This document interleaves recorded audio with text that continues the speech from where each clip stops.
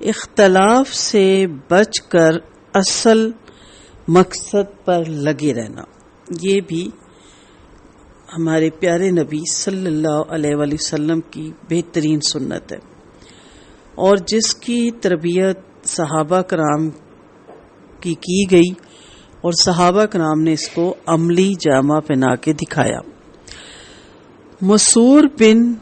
محزمہ کہتے ہیں کہ آپ صلی اللہ علیہ وسلم نے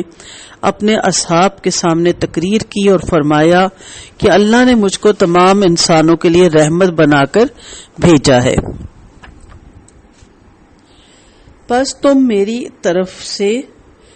اس ذمہ داری کو ادا کرو، خدا تم پر رحم کرے، اور تم لوگ اختلاف نہ کرنا جس طرح عیسیٰ بن مریم کے حواریوں نے اختلاف کیا۔ انہوں نے اپنے حواریوں کو اس چیز کے لیے پکارا جس کی طرف تم کو میں پکار رہا ہوں، پس جس کا مقام دور تھا اس کو وہاں جانا ناگوار ہوا، تو عیسیٰ بن مریم نے اللہ تعالی سے اس کی شکایت کی۔ رسول اللہ صلی اللہ علیہ وسلم کے اصحاب نے کہا کہ اے اللہ کے رسول، ہم آپ کی ذمہ داری کو ادا کریں گے، آپ ہمیں بھیجیے جہاں آپ چاہیں۔ اجتماعی کام میں رکاوٹ ڈالنے والی سب سے بڑی چیز اختلاف ہے، مگر صحابہ کرام کو اللہ کے خوف نے اتنا بے نفس بنا دیا تھا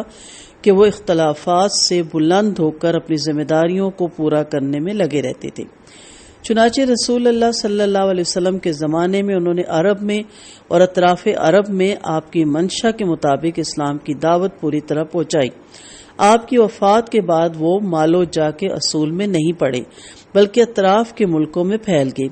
ہر صحابی کا گھر اس زمانے میں ایک چھوٹا مدرسہ بنا ہوا تھا جہاں وہ صرف اللہ کی رضا کے لیے لوگوں کو قرآن سکھاتے اور قرآن و سنت کی تعلیم دیتے اور عربی سکھاتے۔ اس زمانے میں ایک طرف مسلمانوں کا ایک طبقہ فتوحات اور سیاسی انتظامات میں لگا ہوا تھا۔ عام طریقے کے مطابق اصحاب رسول کو اپنا سیاسی حصہ لینے میں سرگرم ہونا چاہیے تھا، مگر وہ اس سے بے پرواہ ہو گئے۔ انہوں نے اسلامی فتوحات کے ذریعے پیدا ہونے والی فضا کو تبلیغ دین کے لیے استعمال کیا۔ اس طرح ان کے اور ان کے شاگردوں کے خاموش 50 سالہ عمل کے نتیجے میں وہ جغرافیائی خطہ وجود میں آیا جس کو عرب دنیا کہا جاتا ہے، جہاں لوگوں نے نہ صرف اپنے دین کو بدلا بلکہ ان کی زبان اور ان کی تہذیب بھی بدل گئی۔ اس سے کیا پتہ چلتا ہے کہ سب سے بڑا کام جو ہے وہ اپنے نفس کو کچلنا ہے اور اختلاف کو ایک طرف رکھتے ہوئے اپنے گول کو اچیو کرنا ہے، اپنے مقصد کی طرف ہمیشہ لگے رہنا ہے، نہ کہ دنیا کو مقصود بنا لیں، منزل مقصود بنا لیں۔ صحابہ کرام آخرت کو اپنا منزل مقصود بناتے تھے۔ یہی وجہ ہے کہ اسلام پھیلا، اسلام نے فتوحات حاصل کی،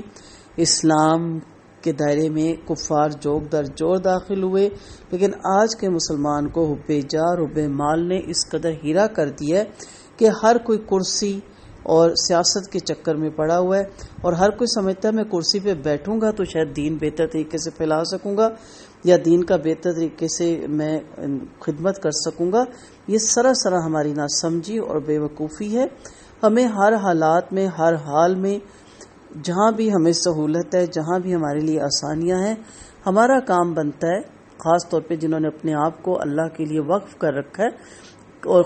اس کے علاوہ عام الناس بھی، کہ وہ صرف اپنے گول پہ نظر رکھیں، اپنے ٹارگٹ پہ نظر رکھیں، بجائے کہ گورنمنٹ کو کرٹیسائز کرنا، اس کی پالیسیوں کو کرٹیسائز کرنا، مہنگائی کا رونا۔ یہ باتیں لاجانی اور بے مقصد لوگوں کی ہوتی ہیں۔ جن کی زندگی میں کوئی مقصد ہو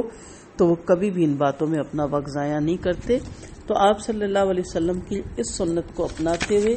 کوشش کریں کہ آپ بجائے اختلاف میں پڑیں، اسے چھوڑ کے اپنے اصل گول پہ لگیں، اصل نشانے پہ لگیں۔ وآخر دعوانا ان الحمد للہ رب العالمین۔